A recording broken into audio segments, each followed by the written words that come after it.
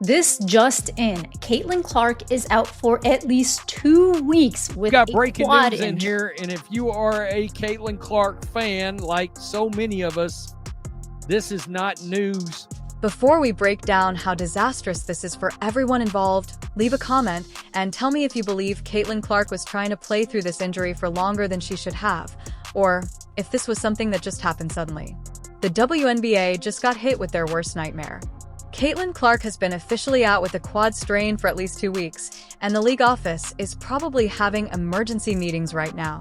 This isn't just any player going down. This is their golden goose, their ticket seller, their ratings magnet, and her golden goose has been injured. The news was announced just a few hours ago by the Indiana Fever.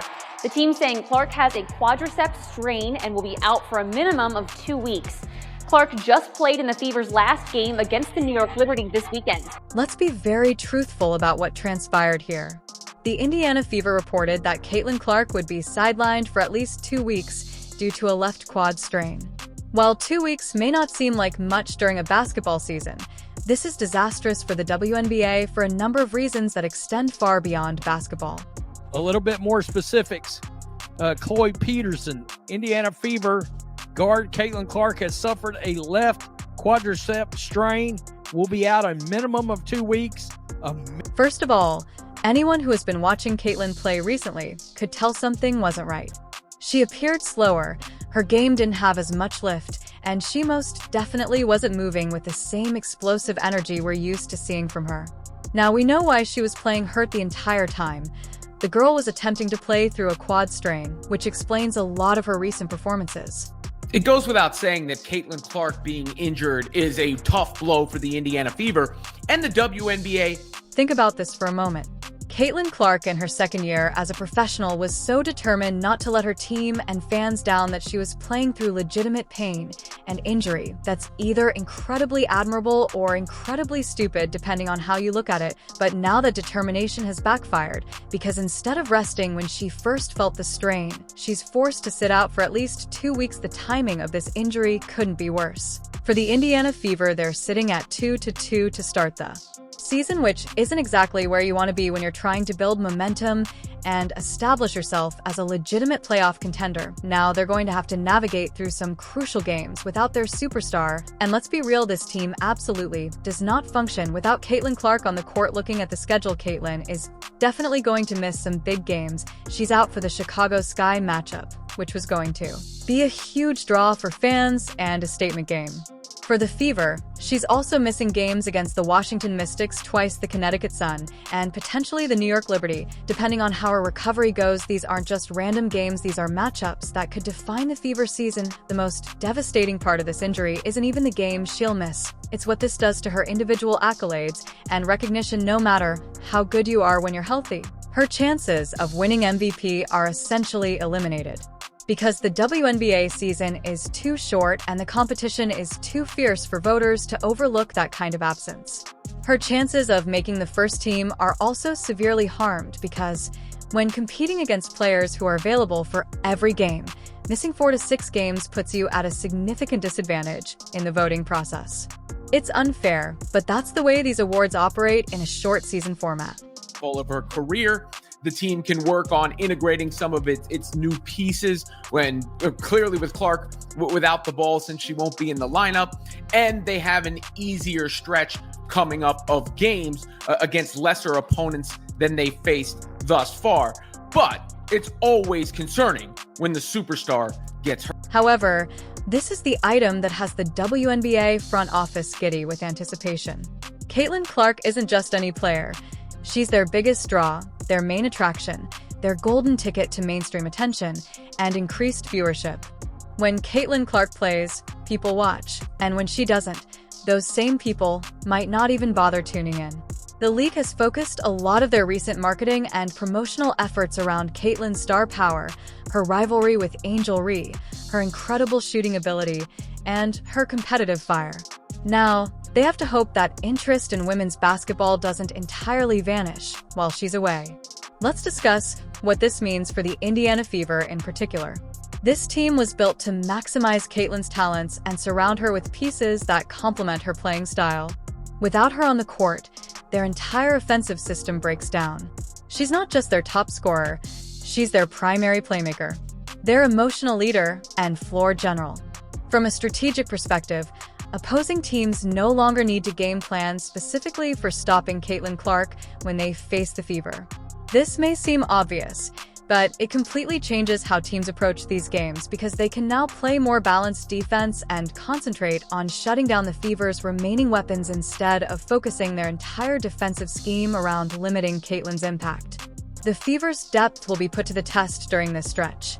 Players who are accustomed to playing supporting roles will now have to step up and handle much bigger responsibilities. Some may rise to the occasion, but others may find it difficult to handle the increased pressure and expectations. Ticket sales for Fever games featuring Caitlin Clark have skyrocketed this season.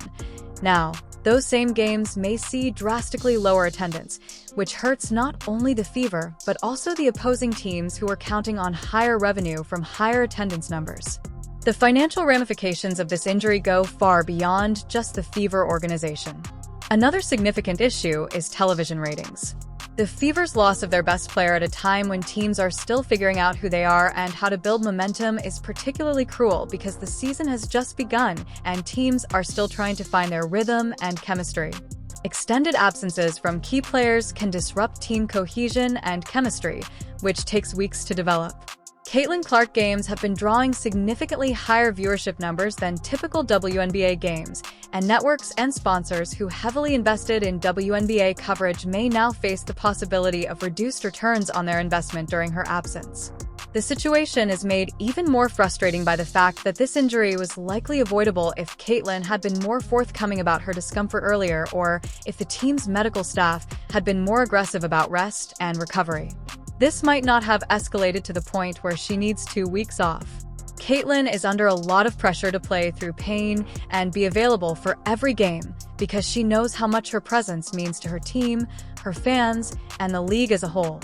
This pressure likely led her to try to endure the injury rather than taking the time to properly address it when it first happened.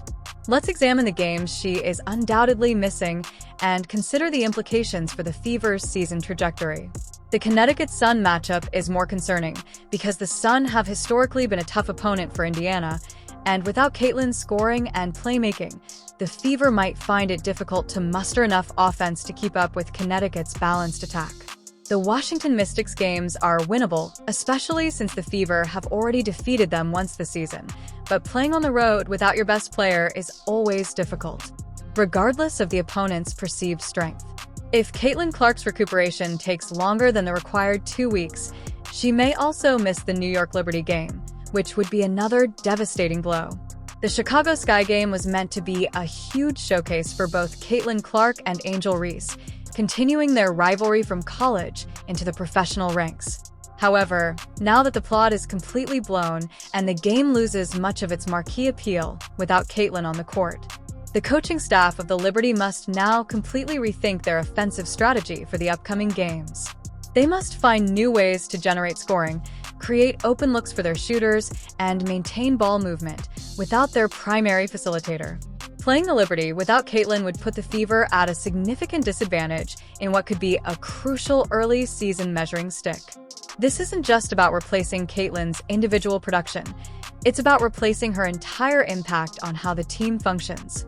As the backup point guard situation becomes increasingly crucial, other players on the roster will need to step up in ways they might not have anticipated. Role players who are used to taking 3 or 4 shots per game may now need to take 8 or 10 shots to help replace Caitlin's scoring output. The psychological toll that losing your best player and leader has on the team cannot be understated. It impacts everyone's confidence and attitude toward the game. Some players may try to compensate by playing too hard, while others may become hesitant and passive from a wider league standpoint. This injury demonstrates some of the difficulties the WNBA faces in managing player load and health. Players frequently feel under pressure to play through minor ailments rather than taking the time to fully recuperate because of the shortened season and intense schedule. When your presence directly affects ticket sales, television ratings, and league popularity, the league's investment in promoting individual stars like Caitlin Clark puts a lot of pressure on those players to be present at every game. This makes it much more difficult to sit out, even for valid health reasons.